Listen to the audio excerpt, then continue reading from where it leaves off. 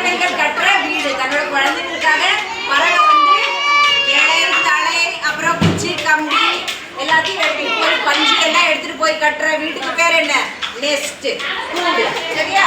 ஒரு காடு இருந்துச்சா, அந்த காட்டுல ஒரு காகமும் ஒரு குருவி இருந்துச்சா. காகம் என்ன கலர்ல இருக்கும்? கருப்பு கலர்ல இருக்கு இல்லையா? குருவி வந்து நிறைய வண்ணங்கள்ல ஒரு கூடு கட்டுச்சா. ரெண்டு பேர் வந்துச்சா, குச்சி எல்லாம் குட்டி குட்டி குச்சி எல்லாம் எடுத்து அப்படியே பின்னி ஒரு கூடு செஞ்சுச்சா. குருவி என்ன பண்ணுச்சா, அங்க ஊர்ல இருக்கிற கம்பி குச்சி இழை தழை பஞ்சு இறகு எல்லாத்தையும் சேர்த்து எடுத்து நல்ல பயங்கர டைட்டா ஸ்ட்ராங்கா கட்டுச்சா. யாரு? குருவி தன்னோட கூட கட்டுச்சு அந்த பேபிக்காக. காக்கா என்ன பண்ணுச்சு? குச்சால கட்டிச்சு, நல்லா குச்சால கட்டிச்சு. அந்த குருவி என்ன சொல்லிச்சா, பாத்தியா என்னோட கூடு தான் ரொம்ப சாஃப்டா அழகா இருக்கு, உன் கூடு நல்லாவே இருக்குன்னு சொல்லிட்டு காக்காவை என்ன சொல்லிச்சா, கூடு நல்லாவே இல்லை, என்னோட கூடு தான் எவ்வளோ அழகா இருக்கு, நல்ல கொஞ்சம் சாஃப்டா இருக்கு அப்படின்னு ரொம்ப அந்த வாயாடி குருவி சொல்லிட்டே இருந்துச்சான். கொஞ்ச நாள் ஆயிட்டு என்ன வரும்? புயல் காத்து மழையெல்லாம் வரும் இல்ல? அப்படி வந்தப்போ என்ன ஆச்சு, பாவம் அந்த காக்காவோட கூடு எல்லாம் நஞ்சு போய் பிஞ்சு போய் காக்காவோட கூடு போயே கொஞ்சம் கீழே விழுந்து போச்சு.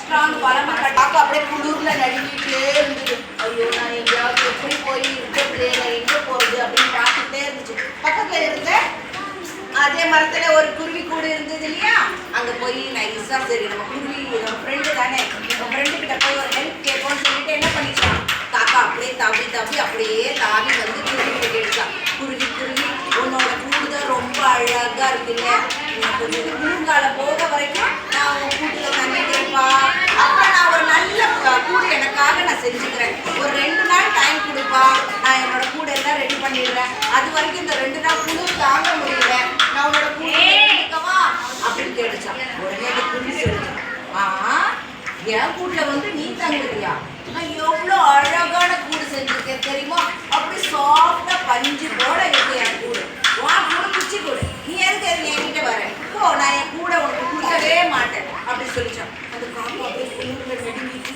அப்படியே போய் மறந்து அப்படி ஓரமா இருந்துச்சா கொஞ்ச நாள்.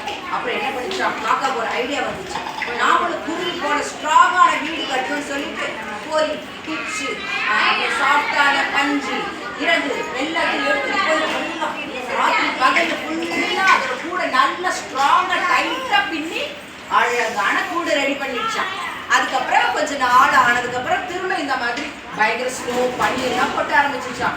பனியெல்லாம் கொட்டினோடனே என்ன ஆயிடுச்சு, நம்ம காக்கா தான் நல்லா ஸ்ட்ராங்கான கூடு கட்டியிருக்குல்ல, அதனால காக்காவோட கூட்டுக்கு ஒன்றும் ஆகலை, நல்லா ஸ்ட்ராங்கா இருந்தது. அந்த குருவியோட கூடு ரொம்ப நாள் ஆயிடுச்சு இல்லையா, அப்போ என்னாச்சு, அந்த குளிர்ல இந்த ஸ்னோல என்ன ஆயிடுச்சு, அந்த பஞ்சு எல்லாம் அந்த தண்ணி பட்டு பட்டு அப்படியே குருவி கூட அப்படியே பிடிச்சி போய் அப்படியே கீழே விழுந்துச்சு.